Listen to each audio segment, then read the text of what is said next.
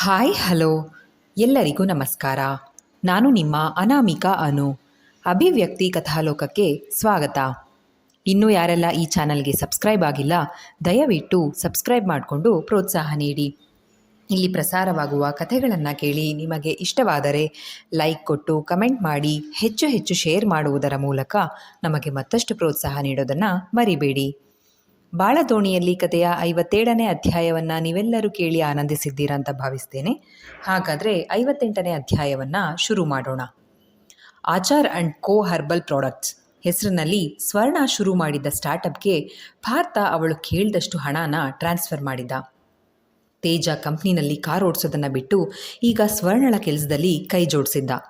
ಸಣ್ಣದಾಗಿ ಒಂದು office room, store room, ಪ್ರಾಡಕ್ಟ್ಸ್ಗಳನ್ನು ತಯಾರಿಸೋದಕ್ಕೆ ಬೇಕಿರೋ ಒಂದು ಸಣ್ಣ ಕೈಗಾರಿಕೆಯಷ್ಟು ಸ್ಥಳವನ್ನು ಅಡ್ವಾನ್ಸ್ ಕೊಟ್ಟು ನಿಗದಿ ಮಾಡಿಕೊಂಡ್ಮೇಲೆ ತೇಜ ಸ್ವರ್ಣ ಇಬ್ಬರು ಬ್ರಹ್ಮಗಿರಿಗೆ ಬಂದರು. ಮಗಳು ಅಳಿಯ ಜೊತೆಯಾಗಿ ಬಂದಾಗ ಎಲ್ಲರಿಗೂ ಸಂತೋಷವೋ ಸಂತೋಷ.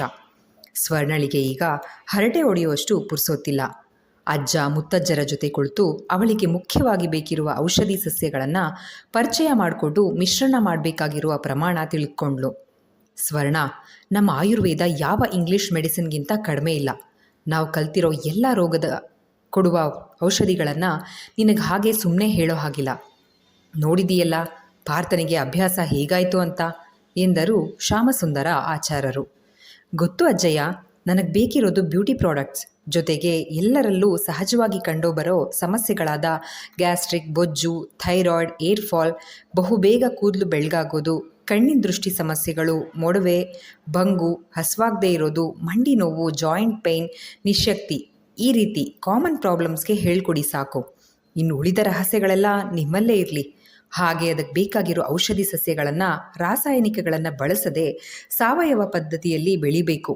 ಬೆಂಗಳೂರಿನಲ್ಲಿ ಹೇಗೆ ಸಾಧ್ಯ ಎಂದು ಸಮಸ್ಯೆಯೊಂದನ್ನು ಮುಂದಿಟ್ಟಳು ಸ್ವರ್ಣ. ಅದಕ್ಕೆ ಯಾಕೆ ಚಿಂತೆ ಮಾಡ್ತೀಯಾ? ನಮ್ಮ ತೋಟದಲ್ಲೇ ಬಾವಿ ಇದೆಯಲ್ಲ, ಅಲ್ಲಿ ನಿನಗೆ ಬೇಕಾಗಿರೋ ಅಷ್ಟು ಕಚ್ಚಾ ಸಸ್ಯಗಳನ್ನು ನಾನು ಬೆಳ್ಕೊಡ್ತೀನಿ ಬಿಡು.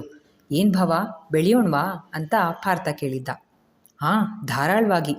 ಮಗಳಿಗೆ ಈ ರೀತಿಯಿಂದಾದರೂ ಸಹಾಯ ಮಾಡೋಣ ಎಂದರು ನಾರಾಯಣ. ಒಳ್ಳೆ ಉಪಾಯ ಎಂದರು ಶ್ರೀಕಂಠಾಚಾರ್ಯರು. ರಾತ್ರಿ ಊಟ ಮುಗಿಸಿ ಎಲ್ಲರೂ ವೀಳ್ಯ ಹಾಕ್ಕೊಂಡು ಕುಳಿತಿದ್ದಾಗ ಗಾಯನಳಿಗೆ ಪ್ರಸವ ವೇದನೆ ಶುರುವಾಗಿತ್ತು. ಭಾಗೀರಥಮ್ಮ ಮತ್ತು ಪ್ರಮೀಳಾ ಗಾಯನಾಳನ್ನು ಕೋಣೆಗೆ ಕರೆದುಕೊಂಡು ಹೋದರು. ಪಾರ್ಥ ಹೇಳಿದಂತೆ ತೇಜ ಬೇಗ ಹೋಗಿ ರಂಗಮ್ಮ, ಪಾರವಜ್ಜಿಯನ್ನ ಮತ್ತು ಗಾಯನಾಳ ತವರು ಮನೆಯವರನ್ನ ಕರ್ಕೊಂಡು ಬಂದಿದ್ದ. ಶ್ಯಾಮಸುಂದರ ಆಚಾರ್ಯರು ದೇವರ ಮನೆಯಲ್ಲಿ ಏನೋ ಸಂಕಲ್ಪ ಮಾಡ್ಕೊಂಡು ಕುಳಿತಿದ್ರು. ಹಾಲ್ನಲ್ಲಿ ಪಾರ್ಥ, ತೇಜ, ನಾರಾಯಣ ಮತ್ತು ಸ್ವರ್ಣ ಉಳಿದ್ರು.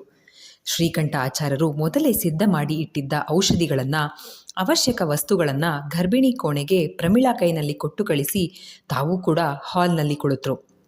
ಗಾಯನ ಒಳಗೆ ಅಳ್ತಾ ಕೂಗಾಡೋದನ್ನು ಕೇಳಿ ಸ್ವರ್ಣ ತೇಜನ ತೋಳಿಗೆ ತಲೆ ಇಟ್ಟು ಮುಖ ಕಿವುಚಿದ್ಲು. ಗಾಬರಿ ಆಗಬೇಡಿ, ಎಲ್ಲ ಸುಸೂತ್ರವಾಗುತ್ತೆ ಎಂದ ಶ್ರೀಕಂಠ ಆಚಾರ್ಯರು ಗಡಿಯಾರದ ಕಡೆ ದೃಷ್ಟಿ ನೆಟ್ಟರು. ಆಚಾರ್ಯರ ಮತ್ತೊಂದು ತಲೆಮಾರಿನ ಜನನದ ಸುವರ್ಣ ಗಳಿಗೆಗಾಗಿ. ಎಲ್ಲರ ನಿರೀಕ್ಷೆಯಂತೆ ಕೋಣೆಯೊಳಗಿನಿಂದ ಮಗುವಿನ ಅಳುವಿನ ಸದ್ದು ಕೇಳಿಸಿದ್ರೆ ಎಲ್ಲರೂ ಕೈ ಎತ್ತಿ ಅಮ್ಮನವರ ಫೋಟೋಗೆ ಕೈ ಮುಗಿದರು. ಬಟ್ಟೆಯಲ್ಲಿ ಸುತ್ತಿಕೊಂಡು ಬಂದ ಮಗುವನ್ನು ಹೊರತಂದ ಭಾಗೀರಥಮ್ಮನವರು ದೇವರ ಮನೆಯಿಂದ ಹೊರಬಂದ ಶ್ಯಾಮಸುಂದರ ಆಚಾರ್ಯರ ಕೈಗೆ ಕೊಟ್ಟು, ಮಾವಯ್ಯ, ಗಂಡು ಮಗು ಎಂದರು. ಮಗುವಿನ ತಲೆಯನ್ನು ಮೃದುವಾಗಿ ಸವರಿ ಆಶೀರ್ವದಿಸಿ, ಪಾರ್ಥನ ಕೈ ಕೊಡು ಎಂದರು ಶ್ಯಾಮಸುಂದರ ಆಚಾರ್ಯರು. ತನ್ನದೇ ಅಂಶದಿಂದ ಜೀವ ತಳೆದ ಮಗುವನ್ನು ಎತ್ತಿಕೊಳ್ಳುತ್ತಲೇ ವರ್ಣಿಸಲಸಾಧ್ಯ ಅನಿವರ್ಚನೀಯ ಆನಂದ ಪಾರ್ಥನಿಗೆ. ತಂದೆ ಶ್ರೀಕಂಠ ಆಚಾರ್ಯರ ಜೊತೆ ತಮ್ಮ ವೈದ್ಯದ ಕೋಣೆಗೆ ಹೋಗಿ ಮಗುವಿಗೆ ಯಾವ ದುಷ್ಟಶಕ್ತಿಯೂ ತಾಗದಂತೆ ವಿಷಪ್ರಾಶನ, ನಂಜು, ಇನ್ನಿತರ ವಿಷಕಾರಿ ಕೀಟಸಸ್ಯ ಸರೀಸೃಪಗಳಿಂದಲೂ ಹಾನಿಯಾಗದ ಹಾಗೆ ಆಗ ತಾನೇ ಹುಟ್ಟಿದ ನವಜಾತ ಶಿಶುವಿಗೆ ಕೊಡಬೇಕಾದ ಔಷಧಿಗಳನ್ನು ಕೊಡ್ತಾ, ತಾಯಿ ಹಾಲಿಗಿಂತ ಮೊದಲೇ ಇವನ್ನೆಲ್ಲ ಮಗುವಿಗೆ ಕೊಡೋದ್ರಿಂದ ಮಗುಗೆ ಯಾವುದೇ ತೊಂದರೆ ಆಗೋದಿಲ್ಲ ಎಂದು ಶ್ರೀಕಂಠ ಆಚಾರ್ಯರು ಮಗನಿಗೆ ವಿವರಿಸಿದರು. ಕೋಣೆಯಿಂದ ಹೊರಬಂದು ಮಗುವನ್ನು ಮತ್ತೆ ಭಾಗೀರಥಮ್ಮನ ಕೈಗೆ ಕೊಟ್ಟು, ಮೊದಲು ತಾಯಿ ಹಾಲು ಕೊಡಿಸು ಎಂದರು ಶ್ರೀಕಂಠ ಆಚಾರ್ಯರು. ನೀವೆಲ್ಲ ಆಮೇಲೆ ಮಗುನ ನೋಡುವಂತ್ರಿ ಎಂದರು ವಿಷಯ ತಿಳಿಯದ ಸ್ವರ್ಣ ಮತ್ತು ತೇಜಾರಿಗೆ. ನಮ್ಮ ಮನೇಲೇ ಒಂದು ರಹಸ್ಯದ ಮೂಟೆ, ವೈದ್ಯ ಲೋಕವನ್ನು ಮೀರಿದ ಸಾಧನೆ ಮಾಡಿರೋರು ಇದ್ದಾರೆ ಎಂದುಕೊಂಡಳು ಸ್ವರ್ಣ. ಗಾಯನ, ಮಗುಗೆ ಹಾಲು ಕುಡಿಸು ಎಂದರು ಭಾಗೀರಥಮ್ಮ. ಮಗುವನ್ನು ಗಾಯನಾಲ ಮಲಗಿಸುತ್ತಾ. ಏನು ಕೊಟ್ಟರು ತಾತ ಅಪ್ಪ ಎಲ್ಲ? ನೋಡಿದ್ಯಾ ತಾತಯ್ಯನ್ನ? ಏನಂದ್ರು ಎಂದು ಪಿಳಿ ಪಿಳಿ ಕಣ್ಣು ಬಿಟ್ಟಿದ್ದ ಮಗುವನ್ನು ಮಾತನಾಡಿಸುತ್ತಲೇ ಹಾಲು ಕುಡಿಸಿದ್ಲು. ಅಷ್ಟು ಕಾಲ ಅನುಭವಿಸಿದ ಪ್ರಸವದ ನೋವೆಲ್ಲ ಮಗುವಿನ ಮುಖ ನೋಡ್ತಾ ಇದ್ದ ಹಾಗೆ ಮಾಯವಾಗಿತ್ತು. ಗಾಯನಾಗಿ ಕೂಡ ಕೆಲವು ಲೇಹ್ಯ ಮತ್ತು ಕಷಾಯಗಳನ್ನು ಕುಡಿಸಿದ್ರು ಭಾಗೀರಥಮ್ಮ. ಹೊರಬಂದವರನ್ನು ನೋಡಿ, ಅಮ್ಮ ಗಾಯನನ್ನು ನೋಡ್ಬೋದಾ ಎಂದ ಭಾರತ. ಎಲ್ಲ ಸ್ವಚ್ಛ ಮಾಡ್ತಿದ್ದಾರೆ, ಇನ್ನೊಂದು ಅರ್ಧ ಗಂಟೆ ಎಂದರು ಭಾಗೀರಥಮ್ಮ. ಮಗಳೀಗ ಆಚಾರ್ಯರ ಮನೆ ಸ್ವತ್ತು, ಅವ್ರ ಮನೆಯ ರೀತಿ ನೀತಿಗಳನ್ನು ಯಾರಿಗೂ ಬಿಟ್ಕೊಡೋಕ್ಕಾಗಲ್ಲ. ಬೇರೆಯವ್ರ ಕೈಗೆ ಬೇಡ. ನನ್ನ ಮಗು, ನನ್ನ ಕೈಗಾದರೂ ಮಗುನ ಕೊಟ್ಟು ಒಳಗಡೆ ಕರ್ಕೊಂಡು ಹೋಗ್ಬೋದಾಗಿತ್ತಲ್ಲ. ದೊಡ್ಡ ಮನೆ ಜನ ತುಂಬ ಗುಟ್ಟು ಮಾಡ್ತಾರೆ, ನಾವೇನು ಹೊರಗಿನವರ? ನಮ್ಮಿಂದ ಮಗುಗೆ ಏನು ತೊಂದರೆ ಆಗಿರೋದು? ಸುಲೋಚನಾ ಮನಸ್ಸಿನಲ್ಲೇ ಬೈಕೊಳ್ತಾ ಇದ್ರೆ ಸೊಸೆಯ ಮನದಾಳ ಅರ್ಥವಾದಂತೆ, ಸುಲೋಚನಾ, ಅವ್ರು ಮಾಡ್ತಾ ಇರೋದೆಲ್ಲ ಮಗು ಒಳ್ಳೆಯದಕ್ಕೆ. ನಿನ್ನ ಮಗಳನ್ನು ಕಣ್ಣಲ್ಲಿ ಕಣ್ಣಿಟ್ಟು ಜೋಪಾನ ಮಾಡ್ತಾರವರು. ನಿನಗೆ ಅವಳು ಬರೀ ಮಗಳಷ್ಟೇ, ಆದರೆ ಅವರಿಗೆ ಅವಳು ಆಸ್ತಿ. ಭಾಗೀರಥಮ್ಮನವರ ನಂತರ ಆಚಾರ್ಯರ ಮನೆಯ ಚುಕ್ಕಾಣಿ ಹಿಡಿಯೋಳು. ಯಾವುದನ್ನೇ ಆಗಲಿ ನೀನು ಮೂಗಿನ ನೇರಕ್ಕೆ ಯೋಚನೆ ಮಾಡೋದನ್ನು ಬಿಡು ಎಂದು ಸೊಸೆಗೆ ಪಿಸು ಮಾತಿನಲ್ಲೇ ಬುದ್ಧಿ ಹೇಳುವಾಗಲೇ ಮಗುಗೆ ಗೌಪ್ಯವಾಗಿ ಮಾಡೋದು ಏನೇನೋ ಇತ್ತು. ಅದರ ನಂತರ ತಾಯಿ ಹಾಲು ಕುಡಿಬೇಕಾಗಿತ್ತು. ಇದರ ನಡುವೆ ಕೈ ಬದಲಾಗೋ ಹಾಗಿರಲಿಲ್ಲ. ಅದಕ್ಕೆ ಹಾಗೆ ಒಳಗಡೆ ಹೋದೆ. ಗಾಯನಾನು ಸುಧಾರಿಸ್ಕೊಂಡಿದ್ದಾಳೆ, ಒಳಗಡೆ ಹೋಗಿ ನೋಡಿ ತಾಯಿ ಮಗುನ ಎಂದರು ಭಾಗೀರಥಮ್ಮ. ನಮಗೂ ಅರ್ಥ ಆಗತ್ತೆ, ನೀವು ಮಾಡೋದೆಲ್ಲ ಮಗುನ ಕ್ಷೇಮಕ್ಕೋಸ್ಕರ ತಾನೇ, ಅಭ್ಯಂತರ ಇಲ್ಲ ಎಂದ ಸರ್ವಮ್ಮ ಮಗ ಸೊಸೆಯನ್ನು ಕರ್ಕೊಂಡು ಬಾಣಂತಿ ಕೋಣೆಗೆ ಹೋದರು. ಕಂಗ್ರಾಟ್ಸ್ ಪಾರ್ಥ ಎಂದ ತೇಜ ಗೆಳೆಯನನ್ನು ತಬ್ಕೊಂಡು. ಶ್ರೀಕಂಠ, ಮಗುವಿನ ಜಾತಕ ಬರೆದು ಮಲ್ಗೋಣ ಎಂದ ಆಚಾರ್ಯರು ತಮ್ಮ ಅಭ್ಯಾಸದ ಕೋಣೆಗೆ ಹೋದರೆ ತೇಜ ಬಂದೆ ಎಂದು ಪಾರ್ಥ ಕೂಡ ಜೊತೆಯಲ್ಲೇ ಹೋದ. ಆಗಲೇ ತುಂಬ ತಡ ಆಗಿದೆ, ನೀವಂತೂ ಈಗ ಕಾಲಿಗೆ ಚಕ್ರ ಕಟ್ಕೊಂಡು ಓಡಾಡ್ತಾ ಇದ್ದೀರಾ. ಗಾಯನನ್ನು ಮಾತಾಡಿಸಿ ಮಲ್ಕೋ ಹೋಗಿ ಎಂದರು ಭಾಗೀರಥಮ್ಮ ಸ್ವರ್ಣ ತೇಜ ಇಬ್ಬರಿಗೂ. ಅಜ್ಜಿ, ಪಾಪುನ್ ನೋಡಿ ಆಮೇಲೆ ಮಲ್ಕೋತೀವಿ ಎಂದಳು ಸ್ವರ್ಣ.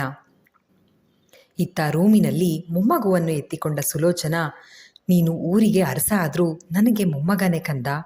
ಹುಟ್ತಾನೆ ಚಿನ್ನದ ಚಮಚ ಬಾಯಲ್ಲಿಟ್ಕೊಂಡು ಬಂದಿದೀಯಾ, ಒಳ್ಳೇದಾಗಲಿ ನಿನಗೆ ಎಂದು ಮಗುವನ್ನು ಸರ್ವಮ್ಮನವರ ಕೈಗೆ ಕೊಟ್ಟು, ಈ ಸಮಯದಲ್ಲಿ ಅಮ್ಮ ಪಕ್ಕದಲ್ಲಿರಲಿ ಅಂತ ಬಯಕೆ ಇರುತ್ತೆ ಗಾಯಿ, ಆದರೆ ನಿಮ್ಮನೆ ರೀತಿ ರಿವಾಜುಗಳೇ ವಿಚಿತ್ರ, ಯಾರನ್ನು ಬಿಟ್ಕೊಳ್ಳಲ್ಲ, ಬೇಜಾರು ಮಾಡ್ಕೋಬೇಡ್ವೆ ಎಂದರು ಮಗಳನ್ನು ಉದ್ದೇಶಿಸಿ. ನಂಬಿಕೆ ಇಲ್ಲ ಅಂತಲ್ಲ ಅಮ್ಮ, ಅವರ ಆಚರಣೆಗಳು ಅಷ್ಟೇ. ನನಗೆ ಡೆಲಿವರಿ ಆರಾಮಾಗಾಯಿತು, ನೀನು ಬೇಜಾರು ಮಾಡ್ಕೋಬೇಡಮ್ಮ ಎಂದಳು ಗಾಯನ.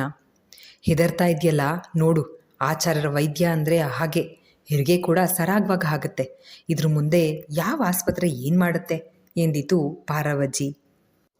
ನಿಜ ಪಾರವ, ನಿನ್ನ ಗುಡಿಸ್ಲಲ್ಲಿ ಪಾರ್ಥನ ಜೊತೆ ಮದುವೆ ಮಾಡುವಾಗ ಗಾಯನ ಜೀವನ ಇಷ್ಟು ಬದಲಾಗುತ್ತೆ ಅನ್ನೋ ಕಲ್ಪನೆಯೂ ಇರಲಿಲ್ಲ.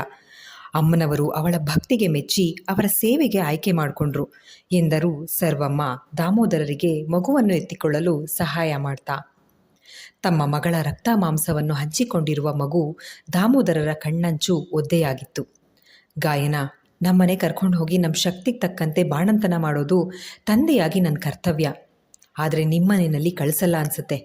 ಸೀಮಂತದಲ್ಲೂ ಏನೂ ಬೇಡ ಅಂದೆ, ಈಗಲಾದರೂ ನಿನಗೆ ಏನು ಬೇಕು ಕೇಳು ಎಂದರು ದಾಮೋದರ. ಅಪ್ಪ, ನಿಮ್ಮ ಆಶೀರ್ವಾದ ಸಾಕು ನನಗೆ. ಅಷ್ಟು ಕಷ್ಟದಲ್ಲೂ ನನಗೆ ಒಳ್ಳೆ ಭವಿಷ್ಯ ಕೊಟ್ಟಿದ್ದೀರಾ, ಇನ್ನೇನು ಬೇಕು ಹೇಳಿ ಎಂದಳು ಗಾಯನ. ಸುಲೋಚನಾ, ನೀನು ಇಲ್ಲೇ ಇರು, ಮಗುನ ನೋಡಿಕೊಂಡು. ದಾಮೋದರ, ನಡಿ ಹೋಗೋಣ, ಅವಳು ಮಲಗಲಿ ಎಂದರು ಸರ್ವಮ್ಮ. ಪ್ರಮಿ, ನೀನು ಹೋಗು ಮಲ್ಕೋ, ನಾನು ಸುಲೋಚನಾ ಇರ್ತೀವಿ ಎಂದು ಪ್ರಮೀಳಾರನ್ನು ಕಳಿಸಿದ್ರು ಭಾಗೀರಥಮ್ಮ. ಬನ್ನಿ, ನಿಮಗೆ ಹಾಸಿಗೆ ಹಾಕ್ಕೊಡ್ತೀನಿ ಎಂದು ಸರ್ವಮ್ಮ ದಾಮೋದರರನ್ನು ಕರ್ಕೊಂಡು ಹೊರಬಂದರು ಪ್ರಮೀಳಾ. ಒಳ ಹೋದರು ಸ್ವರ್ಣ ಮತ್ತು ತೇಜ. ತೇಜ ಮಗುವನ್ನು ಎತ್ಕೊಂಡ್ರೆ ಸ್ವರ್ಣ, ಗಾಯಿ ನೀನು ಅಳ್ತಾ ಕಿರಿಸ್ತಾ ಇದ್ದಿದ್ದು ಕೇಳಿ ನನಗೆ ಭಯ ಆಗೋಗಿತ್ತು ಎಂದಳು. ಆ ಟೈಮ್ ಹಾಗೆ, ಮುಂದೆ ನಿನಗೆ ಗೊತ್ತಾಗತ್ತೆ ಎಂದಳು ಗಾಯನ. ಗಾಯನಳ ಮಾತು ಕೇಳಿ ಸ್ವರ್ಣ ನಾಚಿ ಮಗುವನ್ನು ಎತ್ಕೊಂಡು, ಗಾಯಿ ನಿನ್ನ ಮಗ ನಿನಗಿಂತ ಕ್ಯೂಟಾಗಿದ್ದಾನೆ ಎಂದಳು. ಇಬ್ಬರು ಮಗುವನ್ನು ಮುದ್ದಿಸಿ ರೆಸ್ಟ್ ಮಾಡು, ಗುಡ್ ನೈಟ್ ಎಂದು ಹೇಳಿ ಹೊರಬಂದು ತಮ್ಮ ರೂಮು ಸೇರಿದರು ಮಲಗಲು. ಕೊನೆಯದಾಗಿ ಪಾರ್ಥ ಬಂದಾಗ ಭಾಗೀರಥಮ್ಮ ಮಗ ಸೊಸೆಯನ್ನು ಬಿಟ್ಟು ಸುಲೋಚರನ್ನು ಕರೆದುಕೊಂಡು ಹೊರ ಹೋದರು. ತಲೆ ಸವರುತ್ತಾ ಬೆಡ್ ಪಕ್ಕದ ಚೇರ್ನಲ್ಲಿ ಕುಳಿತ ಪಾರ್ಥ. ಥ್ಯಾಂಕ್ಸ್ ಗಾಯನ, ಅದೃಷ್ಟದ ದೇವತೆ ಹೇಗಿರ್ತಾಳೆ ಅಂತ ಕೇಳಿದ್ರೆ ನಾನು ನಿನ್ನನ್ನು ತೋರಿಸ್ತೀನಿ. ನೀನು ಬಂದ ಮೇಲೆ ನನ್ನ ಜೀವನನೇ ಬದಲಾಗಿ ಹೋಯಿತು. ಹತ್ತೂರು ಮೆಚ್ಚೋ ಅಂತ ಮಗುಗೆ ಜನ್ಮ ಕೊಟ್ಟಿದ್ದೀಯಾ. ನಿನಗೇನು ಬೇಕು ಅಂತ ಯಾವತ್ತೂ ಏನೂ ಕೇಳಲೇ ಇಲ್ಲ. ನನಗೋಸ್ಕರ ನೀನು ಅದೇ ಕನಸುಗಳನ್ನು ಬಲಿ ಕೊಟ್ಟೆ. ತ್ಯಾಗದ ಪ್ರತಿರೂಪ ನೀನು ಎಂದ ಹಣೆಯ ಮೇಲೆ ಮುತ್ತಿಡುತ್ತಾ. ಕಂದ, ಇಲ್ನೋಡು, ಪಪ್ಪ ಏನೇನೋ ಹೇಳ್ತಾ ಇದ್ದಾರೆ ಎಂದು ಮಗುವಿಗೆ ಹೇಳುವಂತೆ ಹೇಳಿ, ತುಂಬ ಹೊಗಳಬೇಡಿ, ನನ್ನ ಊಹೆಗೂ ಮೀರಿದ್ದು ಸಿಕ್ಕಿದೆ ನನಗೆ.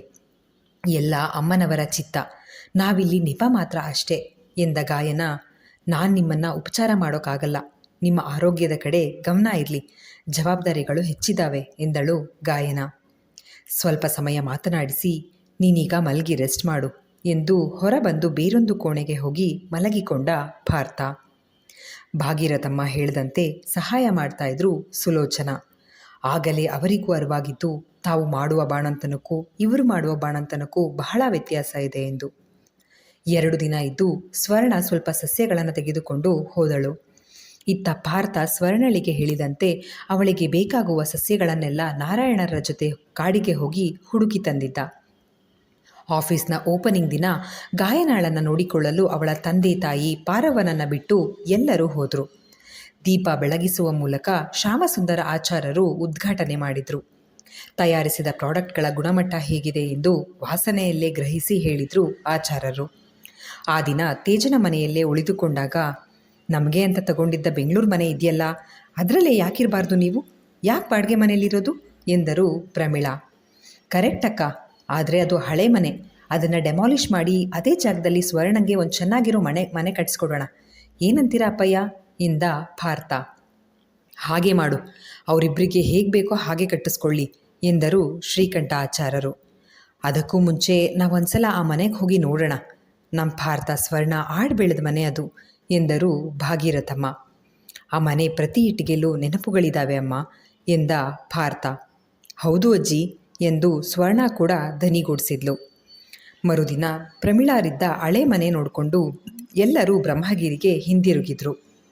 ಮಗುವಿನ ಲಾಲನೆ ಪಾಲನೆ, ದೇವಸ್ಥಾನದ ಜವಾಬ್ದಾರಿ, ವೈದ್ಯ ಎಲ್ಲ ಕೆಲಸಗಳ ನಡುವೆ ಸಮಯ ಸರಿದಿದ್ದೇ ತಿಳಿತಾ ಇರಲಿಲ್ಲ. ಸ್ವರ್ಣಳ ಸ್ಟಾರ್ಟಪ್ ಬಿಸ್ನೆಸ್ಗೆ ಜನರಿಂದ ಒಳ್ಳೆ ಪ್ರತಿಕ್ರಿಯೆ ಬರ್ತಾ ಲಾಭದ ಕಡೆ ಮುಖ ಮಾಡಿತ್ತು. ಪ್ರಾಡಕ್ಟ್ಸ್ಗಳಿಗೆ ದಿನದಿಂದ ದಿನಕ್ಕೆ ಬೇಡಿಕೆ ಹೆಚ್ಚುತ್ತಾ ಇತ್ತು. ಸಣ್ಣದಾಗಿ ಶುರು ಮಾಡಿದ್ದ ಉದ್ಯಮ ಅವಳ ಕನಸಿನಂತೆ ಬೆಳೀತಾ ಇತ್ತು. ಪಾರ್ಥ ಹೇಳಿದಂತೆ ಹಳೆ ಮನೆಯನ್ನು ಕೆಡವಿ ಅದೇ ಜಾಗದಲ್ಲಿ ಹೊಸದಾಗಿ ಬೇರೊಂದು ಮನೆ ಕಟ್ಟೋದಕ್ಕೆ ಬಿಲ್ಡರ್ ಒಬ್ಬರಿಗೆ ಹಣ ನೀಡಲಾಗಿತ್ತು. ತೇಜ ಸ್ವರ್ಣ ಕುಳಿತು ಮನೆ ಹೇಗಿರಬೇಕು ಅಂತ ಚರ್ಚೆ ಮಾಡಿದರು. ವಿದೇಶಕ್ಕೆ ಹಾರಿ ಸಾಧಿಸಬೇಕೆಂಬ ಕನಸು ಕಂಡಿದ್ದ ಸ್ವರ್ಣ ಸ್ವದೇಶದಲ್ಲೇ ನಮ್ಮ ಸ್ವದೇಶಿ ಶೈಲಿಯ ಆಯುರ್ವೇದದಿಂದ ತನ್ನ ಸಾಧನೆಯ ಒಂದೊಂದೇ ಮೆಟ್ಟಿಲುಗಳನ್ನು ಯೋಚಿಸಿ ದೃಢವಾಗಿ ಏರ್ತಾ ಇದ್ಲು.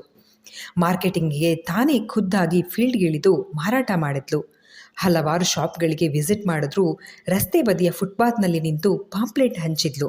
ಯಾವ ಕೆಲಸಕ್ಕೂ ಹಿಂಜರಿಯದೆ ಎಲ್ಲ ಕೆಲಸ ಮಾಡಿದ್ಲು.